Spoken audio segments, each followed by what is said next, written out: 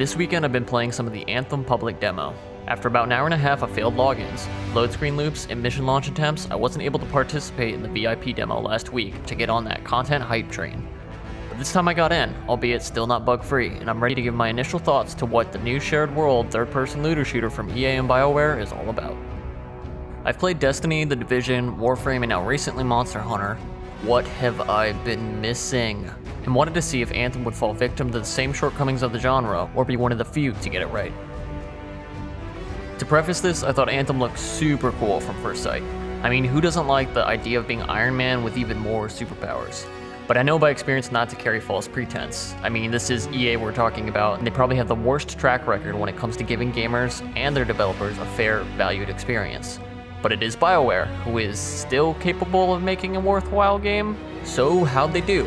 Well, to start, the gameplay really is as good as I'd hope it'd be.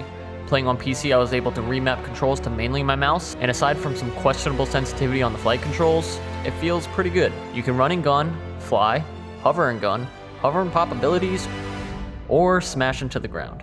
And it all looks pretty good for the most part. I'll admit there are times when your senses are just numbed with all the particle and audio effects going off at once, and you just feel like the game is about to crash, but it doesn't, and it's remarkable. It just does in moments like these.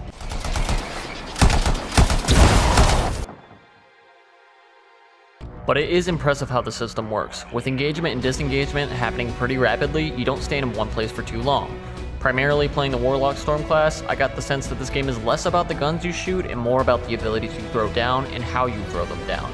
But I did get this cool shotgun that increases range as you hold down fire, and you can hit shit from like a mile away.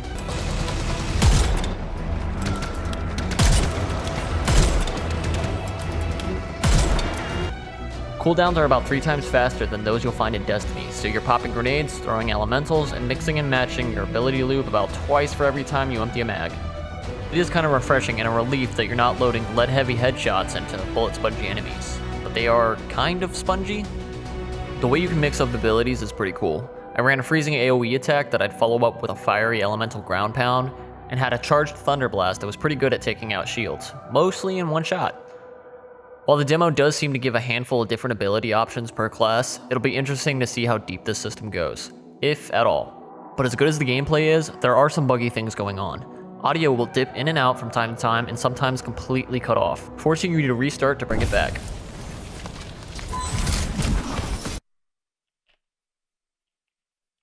Oh, I just lost sound.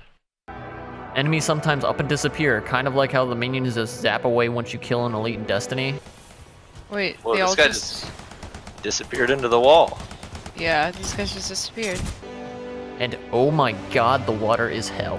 The camera just gives up and you legit feel like you're sinking in the Titanic or something. It's super fucking annoying. There's also some pretty annoying playbound restrictions that don't give you much chance to correct course, throwing you into a load screen to zip you back to your team if you just step like 2 feet off of the play space, or if you wander in the wrong direction on a mini-mapless free roam.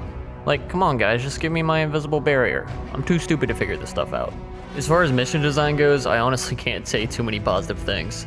The first story mission has these pillars that I thought was a sync activation when I played with randoms. I kind of just spammed F when I saw them standing at the other points, and hey, it unlocked.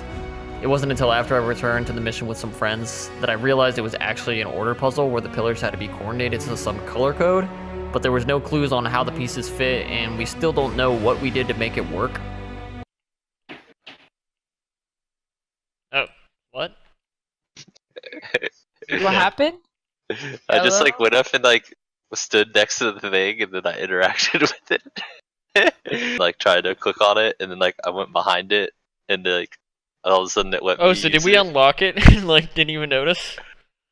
I don't know, because it wouldn't, like, just walking up to it, it wouldn't let me use F on it. Aside from that, all the other objectives were mostly just fly here, shoot this, shoot that, hold this point, follow this shitty green signal that doesn't account for verticality, and I don't know how much of this is pure bugs or just how the game is designed. The Stronghold boss, which are the equivalent to Destiny strikes, was really easy, even though it was on normal.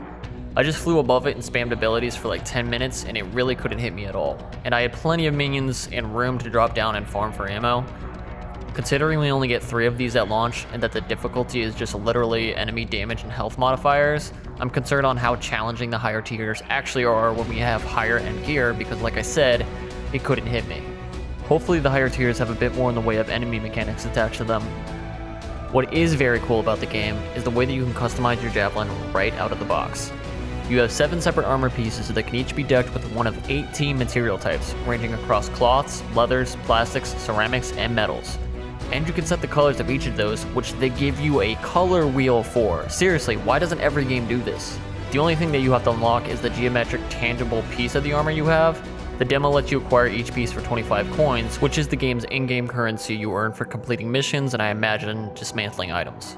And each of these also have a currency slot for shards, which will be the purple currency gained from real money purchases once the game launches. We don't know the prices of these yet, but hopefully the in-game isn't too expensive and later armor pieces aren't locked to strictly shard payment. You also get 2 weapon slots, and it doesn't seem that there are any restrictions on what you put in either slot. It looks like it's the same pool of acquired gear whether you're slotting in primary or secondary weapons. Duplicates also feature higher power levels and RNG modifiers which allow for some customization in gameplay, like having buffed armor, shield recharge, or ammo capacity. You also slot in different skills, which I mentioned earlier, and they also take on multi-tiered levels and random modifiers across 2 offensive skills and 1 support. It sounds kind of similar to The Division in that regard, and it seems that you get rerolls by recrafting the stuff you've already found via loot. You also get several slots for component modifiers, which can be specific to your javelin type or universally used across all 4, allowing for a bit more depth to your preferred build. I'm happy with what we have here, but again, it's a question of how deep does this go, and how will microtransactions start to take a role once it's released. The story may be the main draw for me. While we only get 1 story arc that takes place somewhere mid-game, I can see clear effort here, at least more than I saw with pre-Forsaken Destiny. The writing is solid and mixed with some pretty great voice acting and motion captures. The characters feel alive. They may not be characters you end up liking, You're probably right. I don't think Dawnguard appreciated me. but they seem to have some sort of depth and even some attempts at humor that go beyond one-liners. Your character also has a voice.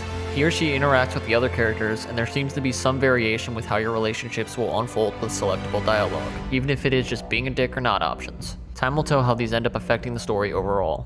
My last remarks will be general comments to the UI in Fort Tarsis itself. We've got some pretty questionable choices here. Fort Tarsis just feels clunky. I'm running the game at 4K on high settings with a 2080 card and slightly bottlenecked i7 6700K, but I think this is a pretty universal thing. My friends even report dropped frames and a lag feel to it. Another annoyance is that you walk slow as hell and there's no sprint enabled, which means walking to each new story beat and interacting with the things you do in the hub space for games like this is going to start feeling like a chore pretty damn quick, especially with the fairly long loading times. Speaking of my graphic settings, the high setting sets my anti-aliasing quality to ultra and I can't move it. In fact, I can't move any options outside the presets. It might be a demo thing, but it's really annoying right now. The mission select is far from intuitive. I spent an embarrassing amount of time looking for some sort of a launch button on the map before figuring out that you actually have to go back to the previous screen to launch an activity. Things like these simply need a lot more work before release, and I hope BioWare is listening to player feedback because all these little issues end up adding to dozens of minutes lost for players who have lives outside the game and limited time for play sessions. All in all, I'm a bit colder on the game than I was before the demo. Right now, I'm thinking I'm just going to start up another month of Origin Access to play, and I might actually make that decision post-early access or full launch, depending on what people are saying about the bug fixes and the rest of the content we haven't seen. I think there's potential as it is fun mechanically. You get to look super dope with relative ease and because of the looming story element, but it's really going to come down to the content we end up with in the late game. If BioWare can give us a less buggy, story-driven, and mechanically complex raid, then maybe we have something. It just looks like there isn't too much variety in the context of what you do relative to how you do it. And with a 50-hour workweek schedule and so many other games in my life and possibly on the horizon, I don't know if it'll end up being worth that time investment. What do you guys think? Have you been playing the demo, or are you just sick of these kind of games at this point? Let me know in the comments below and don't forget to like and subscribe. Thanks for watching Hansel Gaming.